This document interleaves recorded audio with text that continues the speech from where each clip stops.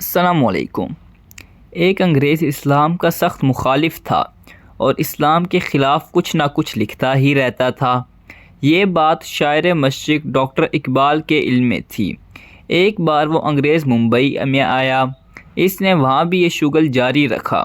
پھر کچھ عرصے بعد ڈاکٹر اقبال نے صورت اسلام وائس آف اسلام رسالے میں اس کا ایک مضمون اسلام کی حمایت میں لکھا ہوا پڑھا تو آپ کو حیرت ہوئی کہ اس میں یہ تبدیلی کیسے آ گئی۔ انہوں نے اسے خط لکھا تو اس انگریز نے بتایا کہ میں نے اسلام قبول کر لیا۔ ڈاکٹر اقبال نے اسے کھانے کی دعوت دے دی جسے اس نے قبول کر لیا اور آخر ایک روز لاہور میں ان کا مہمان ہوا۔ ڈاکٹر اقبال نے اس کے اعزاز میں ایک دعوت کی اور اپنے بہت سے دوستوں کو بلایا۔ جب حاضرین جمع ہو گئے تو آپ نے انگریز سے کہا کہ اپنے مسلمان ہونے کی داستان سنائے۔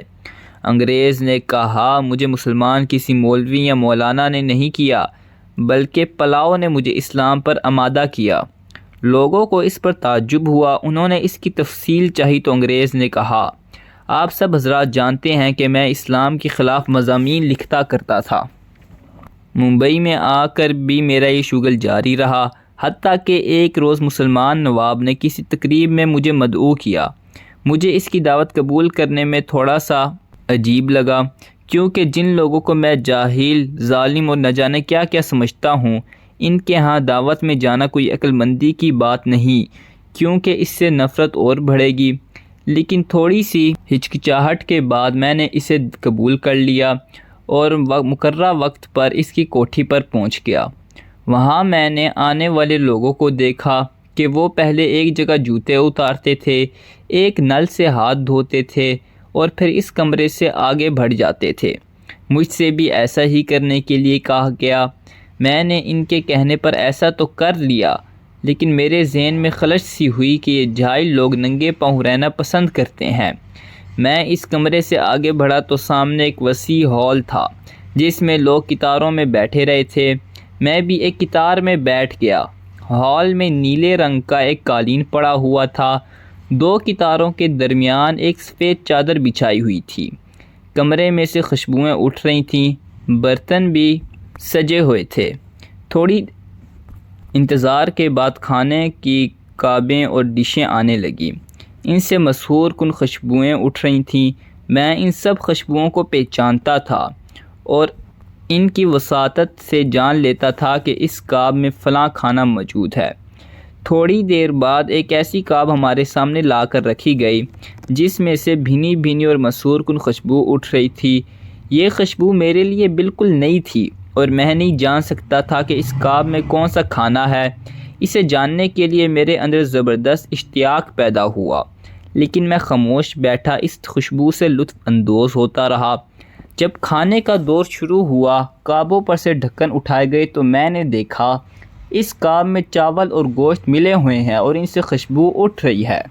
میں نے اس سے پہلے یہ چیز نہیں کھائی تھی، اس لیے سب سے پہلے اسے اپنی پلیٹ میں ڈالا اور جب کھانا شروع کیا تو اس کا ذائقہ بہت پسند آیا۔ میں نے اپنے پاس والے سے پوچھ ہی لیا کہ اس ڈش کو کیا کہتے ہیں۔ اس نے بتایا کہ یہ پلاؤ کہلاتی ہے۔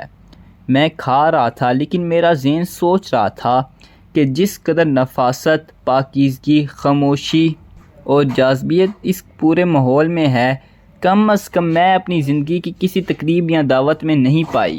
ہاتھ دھونا، گندے جوتے اتارنا، آلتی پالتی مار کر بیٹھنا اور اس قدر نفیس ذائقے دار خوشبوؤں سے معطر کھانے والی قوم نہ جاہل ہو سکتی ہے، نہ یہ ظالم ہو سکتی ہے، نہ تقیانوس۔ ان پر جو الزامات لگائے جاتے ہیں اور جو اعتراضات ان کے مذہب پر کیے جاتے ہیں وہ سب جھوٹا اور تعصب ہے۔ تہذیبیں مذہب اور عقائد کی بنیاد پر اٹھتی ہیں اور یہ تہذیب جو اس قدر خوبیوں کی حامل ہے یقیناً اس مذہب کی بنیاد پر اٹھی ہے جو خود بھی اس قدر پاکیزہ، وسیع، پرکشش، سچا اور جامع ہوگا۔ اس لیے جب میں دعوت سے فارغ ہوا تو پلاؤ کی برکت سے میری ذہنی صفائی ہو چکی تھی۔ اس کے بعد میں نے اسلام کا مطالعہ کیا اور دوسری کی لکھی ہوئی کتابیں، خاص طور پر مغربی مصنفین کی کتابوں سے اجتناب کیا۔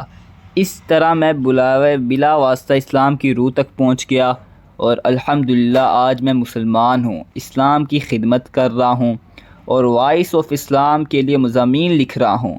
سو ڈاکٹر صاحب، مجھے مسلمان کرنے والا کوئی مولوی یا مفتی نہیں، بلکہ پلاؤ ہے جس نے مجھے اسلام تک پہنچایا، جو واقعی خوشبودار مذہب ہے۔